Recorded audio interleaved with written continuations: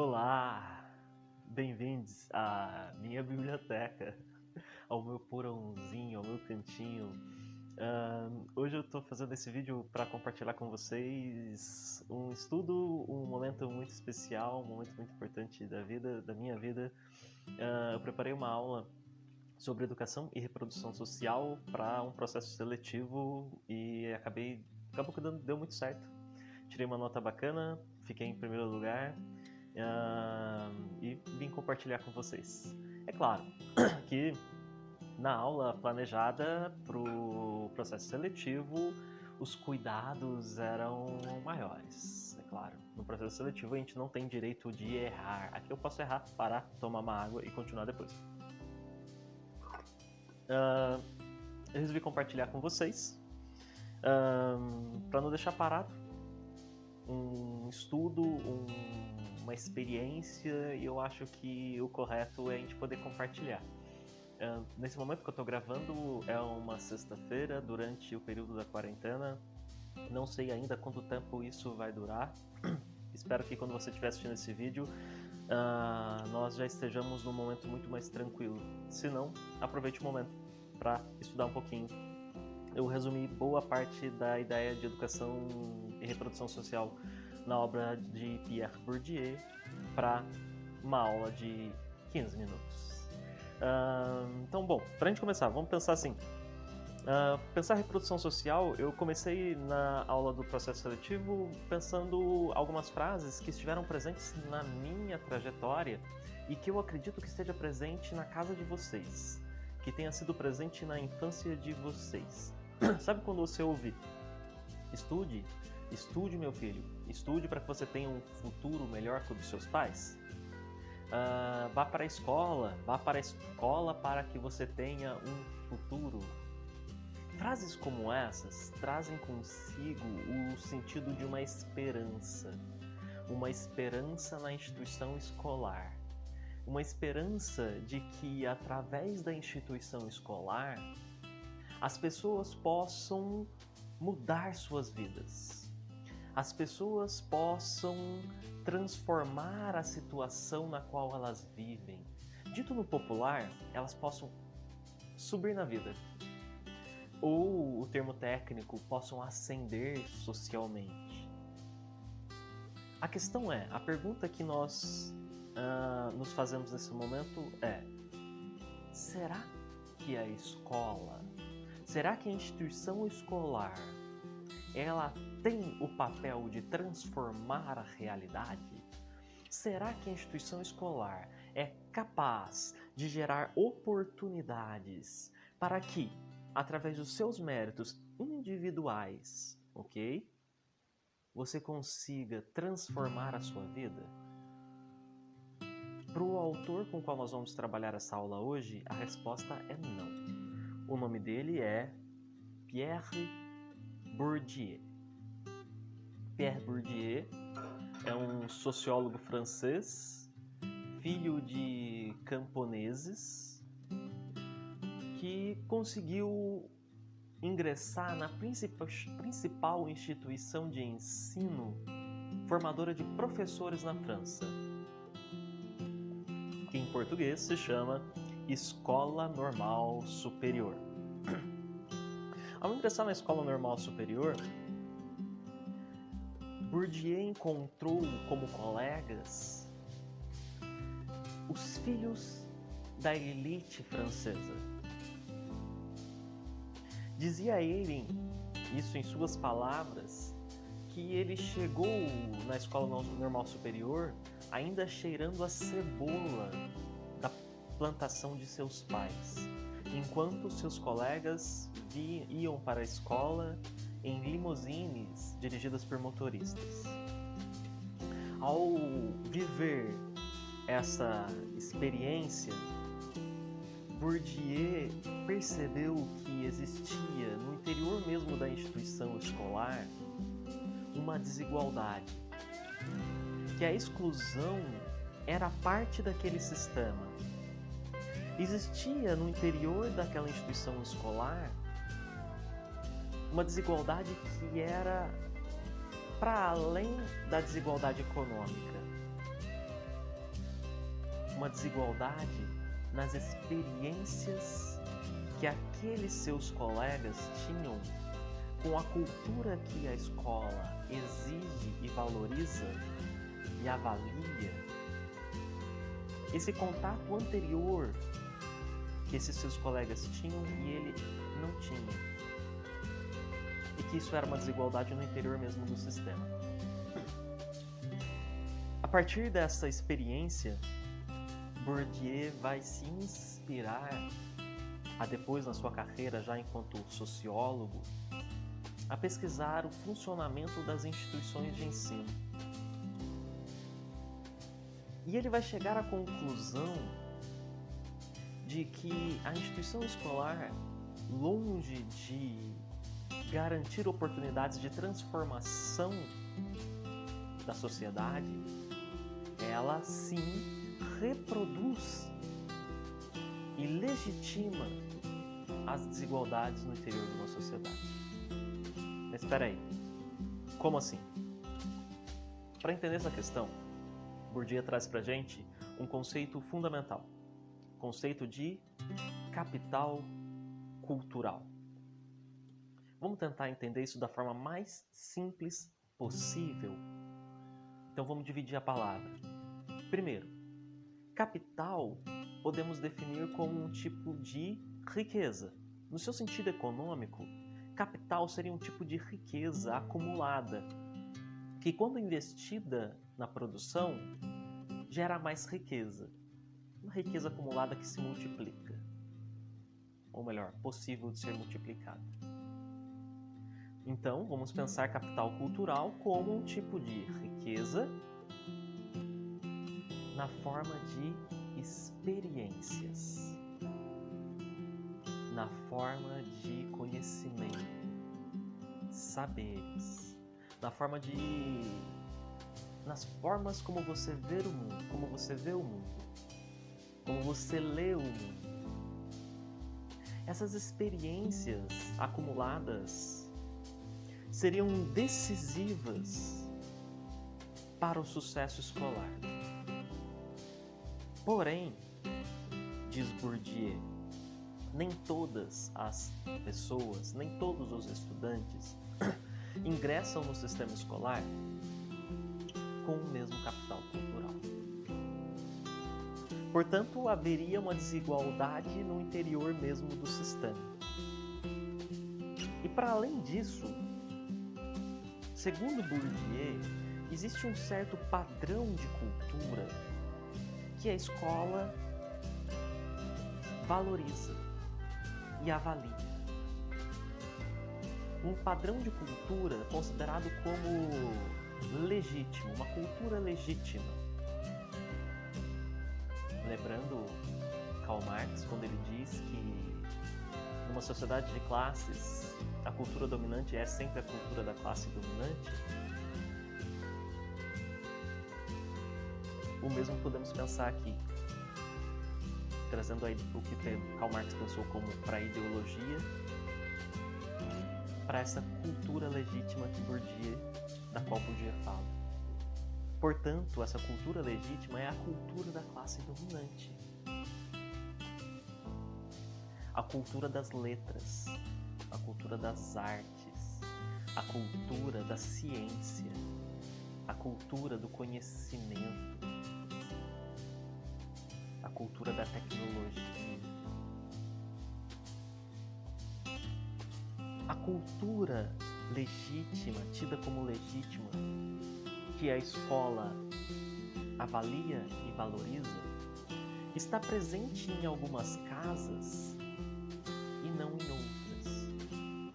Nem todas as crianças partem das mesmas experiências, portanto, nem todas as crianças têm o mesmo domínio de capital cultural. Vou te dar um exemplo. Tenho uma criança muito próxima do meu convívio, que tem pais professores e desde criança teve para si uma pequena estante de livro em casa. Com pais que são bons leitores, ele desde cedo descobriu o gosto pela leitura. E aos 7 anos ele concluiu a leitura da coleção completa do Harry Potter, dentre outros livros mais que ele lia. Resultado é que certo dia ele foi acompanhar a aula do pai, pois a sua aula na mesma escola, ele é aluno da mesma escola onde o pai trabalha, a sua aula já tinha acabado, ele foi acompanhar a última aula na sala do pai dele no ensino médio. Ele, num certo momento de um ciclo de leituras ou algo assim, ele se sentiu à vontade para ler o texto que os alunos do ensino médio estavam lendo. Em seguida, um outro aluno levantou a mão e disse: professor, eu não vou ler. Desculpa, eu não vou ler, mas eu não consigo ler com a desenvoltura que esse menino lê. O fato é que essa criança tinha tido um contato com a cultura das letras muito anterior, ou melhor, desde cedo. Algo que muito provavelmente não teria acontecido com aquele adolescente, que não teve confiança para acreditar que ele poderia fazer aquilo. E essa experiência anterior à escola, ou extraescolar, pré-escolar, é fundamental, segundo Bourdieu, para o seu desenvolvimento na instituição escolar. Eu tenho um outro exemplo interessante, quando eu trabalhei no Colégio Objetivo de Campinas, e certo dia, enquanto eu explicava tipos climáticos do Brasil, um estudante do 7º ano levantou a mão e disse: professor, o senhor quer saber mesmo qual é a sensação do clima no Mato Grosso? Pois então, meu pai trabalha viajando. Nós acabamos de voltar de lá. Sabe aquele dia em que você deixa o carro debaixo do sol, com os vidros fechados e entra lá dentro daquele jeito? Pois então, é assim que a gente se sente em Cuiabá. A experiência deste menino ajudou, facilitou para que ele compreendesse aquele conteúdo. Um conteúdo exigido e valorizado pela instituição escolar. Façamos um paralelo.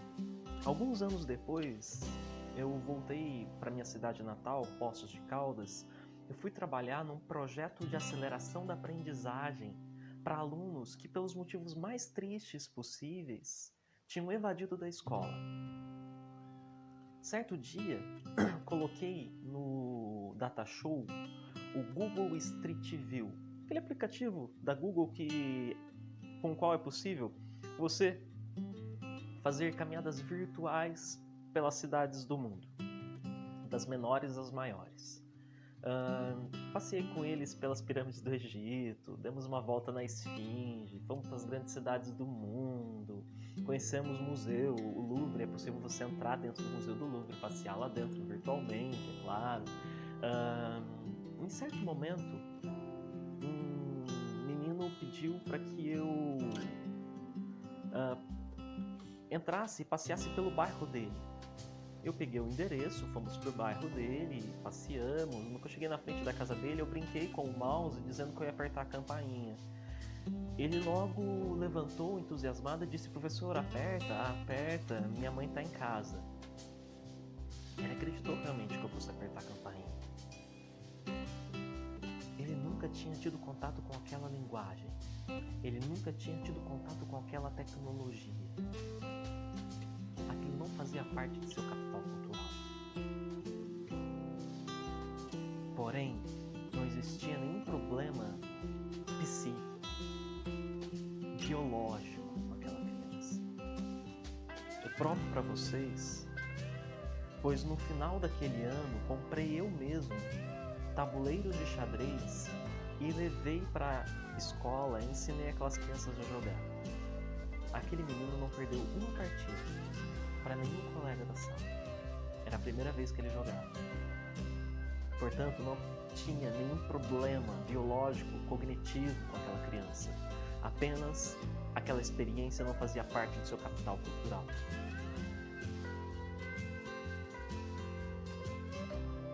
Porém, essa e tantas outras crianças e nós mesmos nos comparamos o tempo todo. Nos vemos refletidos na imagem dos nossos colegas. Colegas que algumas vezes ou muitas vezes têm mais facilidade para determinadas tarefas do que você, e você não consegue a explicação para aquilo. Da mesma forma, consciente ou inconscientemente, nós nos comparamos aos alunos das outras instituições, das outras escolas, mesmo que seja o mesmo sistema de ensino. E através das nossas dificuldades, dos nossos êxitos, mas também dos nossos fracassos, nós internalizamos e reproduzimos essa estrutura desigual da sociedade, tornando legítima essa estrutura de desigualdade. Legítima, professor? Como assim? Max Weber diz que uma forma de exercício do poder é legítima quando ela é aceita e não imposta. Portanto, uma estrutura de desigualdade, uma estrutura de poder, ela é legítima, ela é tida como legítima quando ela é aceita. Lembra das primeiras frases com as quais eu comecei a aula de hoje? Estude, meu filho, para que o seu futuro não seja igual ao meu. Portanto, o meu presente não é tão bom porque não estudei. Pronto, tornei legítima a minha posição na estrutura desigual da sociedade. A minha situação é porque eu não tive sucesso na vida escolar. Mesmo que isso não seja verdade, nós internalizamos esses significados e reproduzimos no nosso comportamento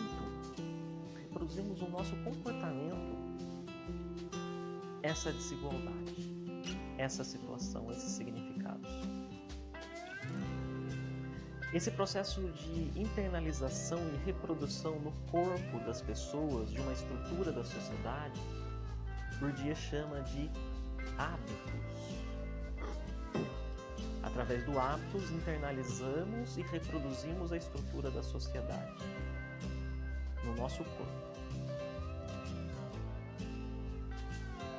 Me lembro quando, certo dia, com 22 anos, eu fui contar para minha avó que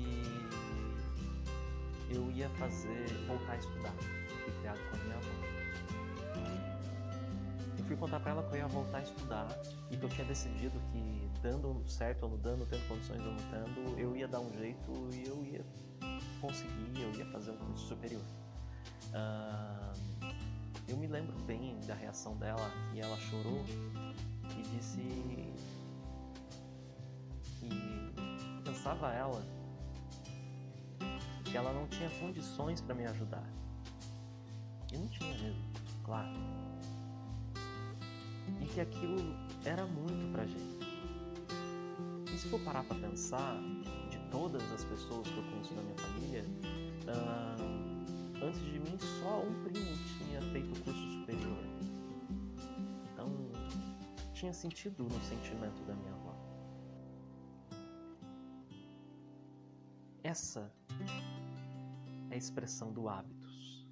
Nós internalizamos, através das nossas dificuldades, dos nossos êxitos e fracassos, uma estrutura desigual da sociedade e reproduzimos através do hábitos.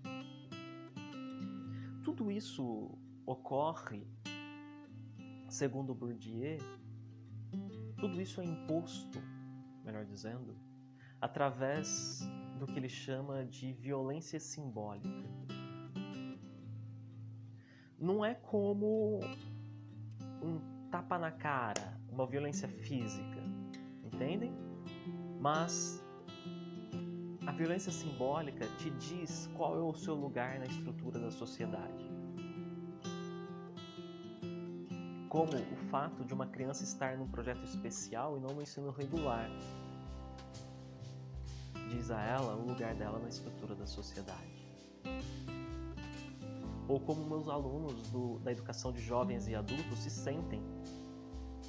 E eu conversei sobre isso com minhas alunas e meus alunos do EJA, e é impressionante como muitos deles e delas se sentem, de certa forma, culpados pela sua própria trajetória tortuosa de ensino-aprendizagem, por não terem conseguido, dentro do prazo regulamentar, ter concluído o seu ensino, terem recorrido a um processo diferenciado, que é o EJA, para conseguirem concluir seu ensino, seu processo de ensino-aprendizagem. Isso é uma forma de violência simbólica também, é claro.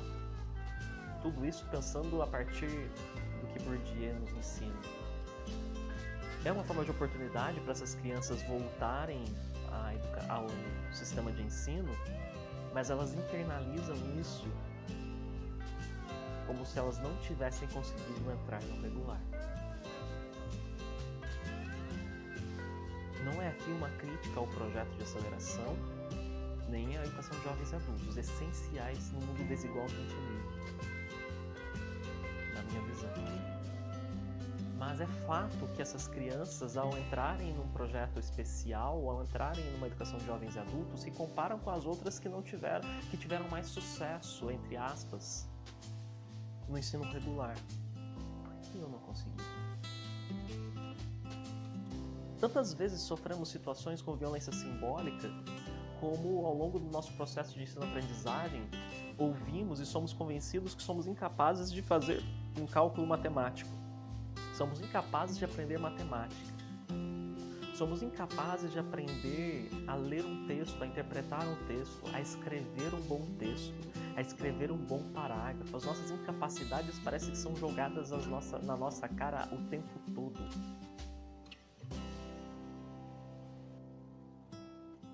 Isso tem um impacto enorme na trajetória das crianças e dos adolescentes. Tenho uma querida amiga que foi aluna do meu primo no ensino médio e escolheu sociologia, escolheu as ciências sociais para estudar no ensino superior. Com esse sonho, ela prestou o vestibular, o Enem, entrou na instituição pública e no primeiro seminário que a turma dela foi apresentar,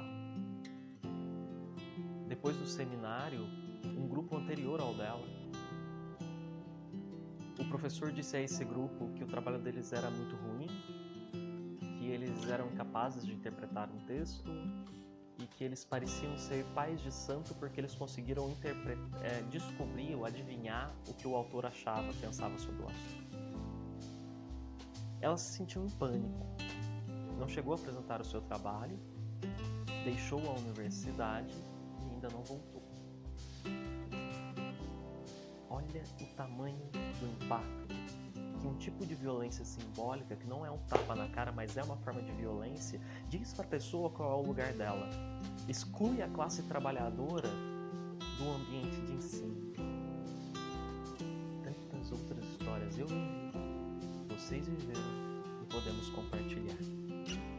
Inclusive, se você tem alguma e se sentir à vontade para comentar, deixa um comentário aqui embaixo, tá bom? Vou ficar muito feliz de receber e saber esse retorno de vocês. Saída para Bourdieu. Para Bourdieu, a única saída seria uma forma de denúncia. Apenas, segundo Bourdieu, apenas o fato de que conhecemos as leis de reprodução nos dá alguma chance de minimizar o seu efeito, de minimizar a sua ação.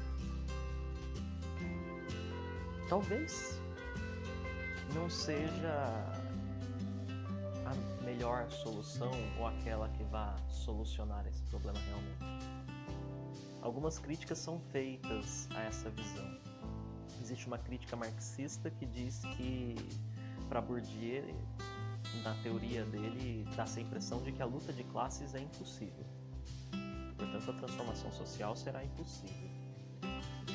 E podemos trazer também uma crítica que Thompson faz a um outro filósofo importante, uma crítica que Thompson faz a Louis Althusser, no qual ele diz que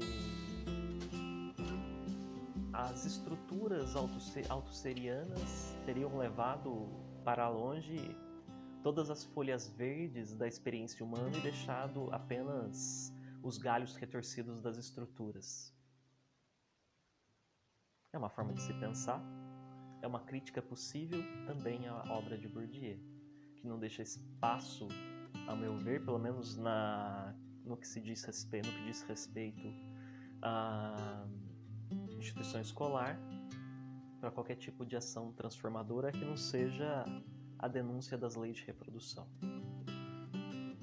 Se vocês querem ter uma ideia de como isso funciona no dia a dia de outros estudantes, eu sugiro um filme chamado Pro Dia Nascer Feliz, um filme de 2005, um documentário que, através de depoimentos de estudantes de origens diferentes, de escolas diferentes, mostra quais são as suas angústias, seus medos, seus sonhos, suas dificuldades, e assim a gente consegue ver como que na prática toda essa ideia de reprodução social de Bourdieu funciona na vida de estudantes. Fica a dica aí, e obrigado pela atenção de vocês, agradeço demais por terem assistido o vídeo. A primeira vez que eu faço um videozinho desse, me senti empolgado, entusiasmado, me senti inspirado por esse momento de aulas online para compartilhar um pouquinho de algo que eu estudei nas últimas semanas e acabou dando certo. Eu fiquei em primeiro lugar no processo seletivo com essa aula, um pouco diferente, bem mais curta e usando o quadro, me movimentando, outras coisas diferentes, né, para uma prova. Mas fico feliz de compartilhar com vocês, tá joia? Obrigado, muito obrigado mesmo. E quem sabe, até um próximo vídeo. Deixa aqui embaixo se você gostou, tá joia? Tchau, tchau.